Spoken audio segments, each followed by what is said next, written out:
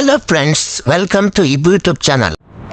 ಯಾರು ಹೊಸದಾಗಿ ಚಾನಲ್ನ ನೋಡ್ತಾ ಇದ್ದೀರೋ ಹೊಸ ವಿಡಿಯೋಗಳಿಗಾಗಿ ಸಬ್ಸ್ಕ್ರೈಬ್ ಮಾಡ್ಕೊಳ್ಳಿ. ಇವತ್ತಿನ ಟಾಪಿಕ್ ಏನಪ್ಪ ಅಂದರೆ ಹೀರೆಕಾಯಿ ಬೆಳೆಯ ಬಗ್ಗೆ ವ್ಯವಸಾಯ ಮಾಡುವುದು ಹೇಗೆ ಎಂದು.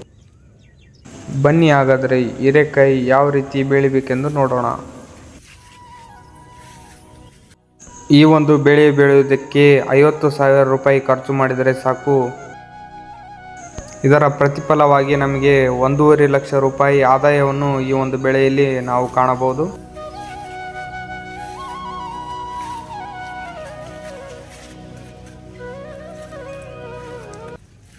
ಈ ಒಂದು ಬೆಳೆಯು ಸರಿಸುಮಾರು 3 ತಿಂಗಳ ಕಾಲ ಫಲವತ್ತತೆಯನ್ನು ನೀಡುತ್ತದೆ.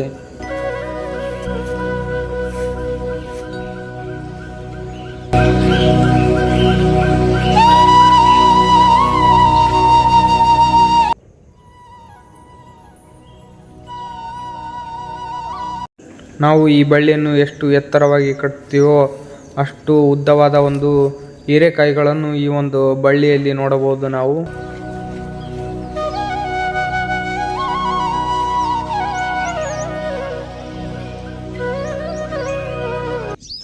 ಈ ಒಂದು ಹೀರೆಕಾಯಿ ವ್ಯವಸಾಯದಲ್ಲಿ ಪ್ರತಿ ಎಕರೆಗೆ ಸರಿಸುಮಾರು ವಾರಕ್ಕೆ 100 ಬಾಕ್ಸ್ಗಳನ್ನು ಅರಿಯಬಹುದಾಗಿದೆ.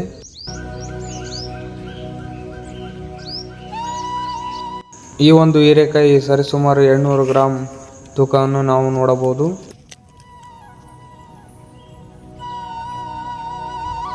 ಹಾಗಾಗಿ ಈ ಒಂದು ಕೃಷಿ ವ್ಯವಸಾಯ ಮಾಡೋರಿಗೆ ಇದೊಂದು ಪ್ರಮುಖವಾದ ಒಂದು ಬೆಳೆಯಾಗಿದೆ.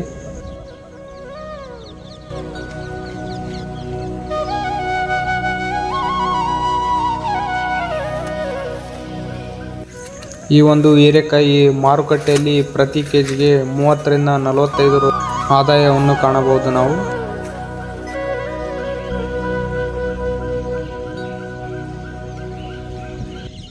ಈ ಬೆಳೆಯ ಒಂದು ವೈಶಿಷ್ಟ್ಯ ಏನಪ್ಪ ಅಂದರೆ ಖರ್ಚು ಕಡಿಮೆ, ಆದಾಯ ಜಾಸ್ತಿ ಬರುತ್ತದೆ.